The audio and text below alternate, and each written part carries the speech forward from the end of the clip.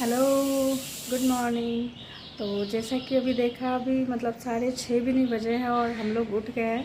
मैंने खाना भी चढ़ा दिया है।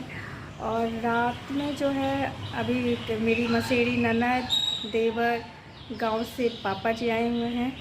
तो बस सबसे बात करते करते रात में 1 बजे सोने के लिए गई। मतलब 2-2:30 बजे तक ही भी नींद नहीं आया था। और उसके बाद भी आया तो ऐसा लगा था कि आँख खुला ही है, जाने के टेंशन में कि सब कुछ ठीक से चला जाए, सब कुछ ठीक से हो जाए। तो कुछ रह तो नहीं गया, मतलब एक टेंशन बना हुआ था। तो मतलब नींद वैसे भी नहीं आ रही थी। फिर 5:30 बजे उठ गए और अब किचन का काम कर रहे हैं, क्योंकि जहाँ पे ट्रेन में जाना है तो वहाँ पे 36 घंटे लगेंगे और पेंट्री भी नहीं है, साथ में बच्चे जा रहे हैं, तो थोड़ा बहुत तो मतलब अच्छे से जाना पड़ेगा ही तैयारी के साथ। तो बस उसी की तैयारी कर रही हूँ। अब बस यही है कि रात में नींद नहीं आई। परसों रात भी कुछ खास नींद नहीं आई थी, दिन में भी नहीं सोना हुआ।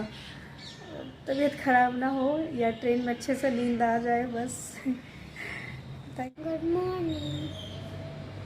आज हम ट्रेन से जा रहे हैं। आज हम जा रहे हैं ट्रेन से मध्य प्रदेश। तो कल शाम में मेरे ससुर जी, मेरी मसेरी ननद और देवर जी आए थे घर पे।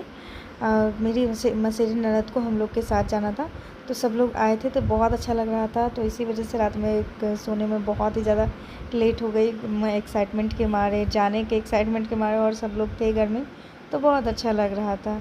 और फिर सुबह में इधर जब हम लोग उठे 6:30 बजे 7 बजे, तो मैंने और मेरी ननद ने, फिर थोड़ी देर के बाद मेरी मेड भी आ गई थी।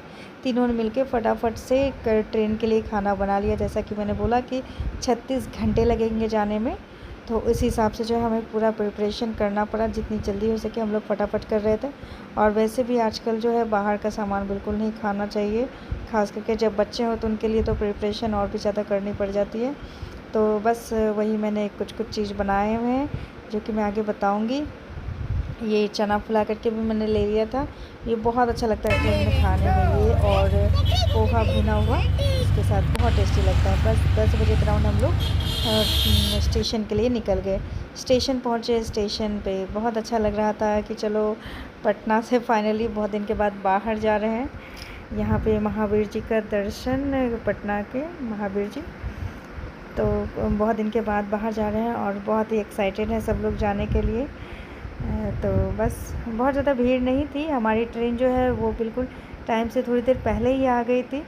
तो ट्रेन जो है स्टेशन पर रुकी हुई थी और यहाँ पे बच्चे सब जो हैं वो तो और भी ज़्यादा एक्साइटेड थे और टाइमली ट्रेन खुल भी गई। तो बस अब हम लोग चल दिए एमपी के साइड।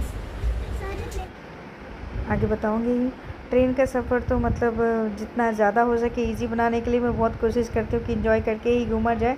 ज़िंदगी जीनी ही है, चाहे हंस के जियो, रो के जियो, तो क्यों ना हंस के ही जिया जाए। तो और ख़ास करके सफ़र में तो मैं बहुत सारे सामान लेके गई थी। चावल, राजमा दोपहर के लिए, टोस्ट, परवल का सब्जी, खीरा, चूड़ा भुना हुआ, निमकी, चना मिक्सचर।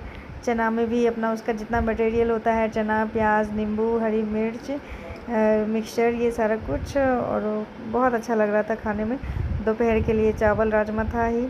तो मतलब इस तरीके से जो हमारी सफ़र है वो बहुत अच्छी गुजरी और सब बहुत अच्छे से निकल गए। थोड़ा सा बस पार्थ को जो है उसकी तबीयत ख़राब हो गई थी, बट फिर भी ठीक रहा। और ट्रेन में बारिश होने लगी थी, जो कि मोमेंट बहुत अच्छा लग रहा था। और माही एकदम तभी भी यही गाना गा रही थी, रेन रेन गो अवे। उसका जो मतलब फेवरेट सॉन्ग है वो गा रही थी।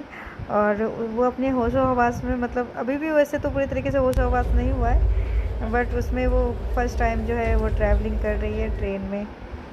ये इलाहाबाद की नदी इतनी ज़्यादा, मतलब कोसी नदी जो थी, मतलब देख के लग रहा था कि ट्रेन इसमें पलट ना जाए, ऐसा डर लग रहा था मुझे। सब कोई बन, और नदी बिल्कुल अभी जैसे बरसात का मौसम है तो नदी अभी और भी ज़्यादा जैसे उफान ले रहा था, ऐसे ही लग रहा था।